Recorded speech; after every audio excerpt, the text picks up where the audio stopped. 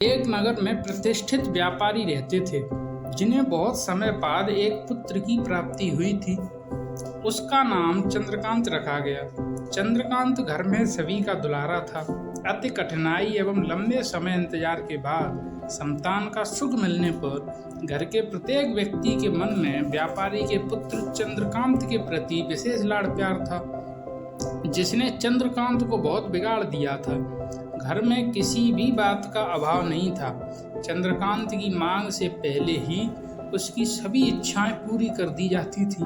शायद इसी के कारण चंद्रकांत को ना सुनने की आदत नहीं थी और ना ही मेहनत के महत्व का आभास था। चंद्रकांत ने जीवन में कभी अभाव नहीं देखा था, इसलिए उसका नजरिया जीवन के प्रति बहुत अलग था। और वहीं व्यापारी ने कड़ी मेहनत करके अपना व्यापार बनाया था। ढलती उम्र के साथ व्यापारी को अपने कारोबार के प्रति चिंता होने लगी थी। व्यापारी चंद्रकांत के व्यवहार से प्रत्यक्ष था कि उसके पुत्र को मेहनत के फल का महत्व नहीं पता है। उसे आभास हो चुका था कि इसके लाड़ प्यार ने चंद्रकांत को जीवन की वास्तविकता और जीवन में मेहनत के महत्व से दूर कर दिया है। गहन चिंतन के बाद व्यापारी ने निश्चय किया कि वो चंद्रकांत को मेहनत के फल का महत्व स्वयं सिखाएगा, चाहे उसके लिए उसे कठोर ही क्यों न बनना पड़े। व्यापारी ने चंद्रकांत को अपने पास बुलाया और बहुत ही तीखे स्वर में उससे बात की। उसने कहा कि तुम्हारा मेरे परिवार में कोई अस्तित्व नहीं है, तुमने मेरे कारोबार में कोई योगदान नहीं दिया और इसलिए मैं चाहता हूँ कि तुम अपनी मेहनत से धन कमाओ, तभी तुम्हें तुम्हारे धन के मुताबिक 2 वक्त का खाना दिया जाएगा। यह सुनकर चंद्रकांत को ज़्यादा कोई फर्क नहीं पड़ा। उसने क्षण भर का गुस्सा समझ लिया, लेकिन व्यापारी ने भी ठान रखी थी। उसने घर के सभी सदस्यों को आदेश दिया, कोई चंद्रकांत की मदद नहीं करेगा और ना ही उसे बिना धन के भोजन दिया जाएगा। चंद्रकांत से सभी बहुत प्यार करते थे, जिसका उसने बहुत फायदा उठाया। वो रोज किसी न किसी के पास जाकर धन मांग लाता और अपने पिता को दे देता और व्यापारी उसे धन को कुएं में फेंकने का बोल देते, जिसे चंद्रकांत बिना किसी अड़चन के फेंक आता और उसे रोज भोजन मिल जाता। ऐसा कई दिनों तक चलता रहा, लेकिन अब घर के लोगों को रोज रोज धन देना भारी पड़ने लगा।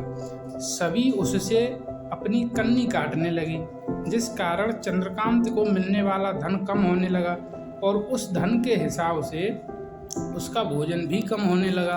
एक दिन चंद्रकांत को किसी ने धन नहीं दिया और उसे अपनी भूख को शांत करने के लिए गांव में जाकर कार्य करना पड़ा। उस दिन वो बहुत देर से थका हारा व्यापारी के पास पहुंचा और धन देकर भोजन मांगा।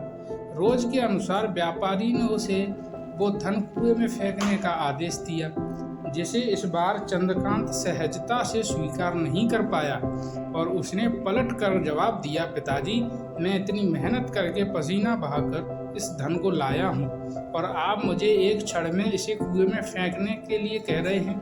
यह सुनकर व्यापारी समझ गया कि आज चंद्रकांत को मेहनत के फल का महत्व समझ में आ गया है।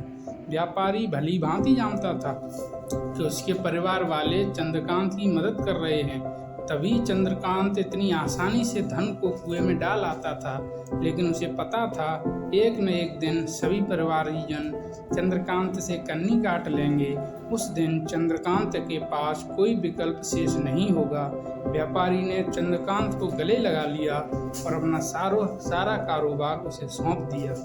आज के समय में उच्च वर्ग के परिवारों की संतानों को मेहनत के फल का महत्व पता ही नहीं होता और ऐसे में यह दायित्व उनके माता पिता का होता है कि वो अपने बच्चों को जीवन की वास्तविकता से अवगत कराएं। लक्ष्मी उसी घर में आती है जहां उसका सम्मान होता है।